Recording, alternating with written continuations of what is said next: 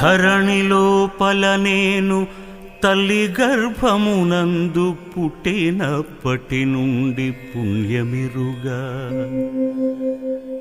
ఏకాదశి వ్రతం వెన్నడుండగలేదు, తీర్థయాత్రలకైన తిరుగలేదు, పారమార్థికమైన పనులు చేయగలేదు, భిక్షమొక్కనికైన బెట్టలేదు, జ్ఞానవంతులకైన పూని మ్రొక్కగలేదు, ఇతర దానములైన నీయలేదు.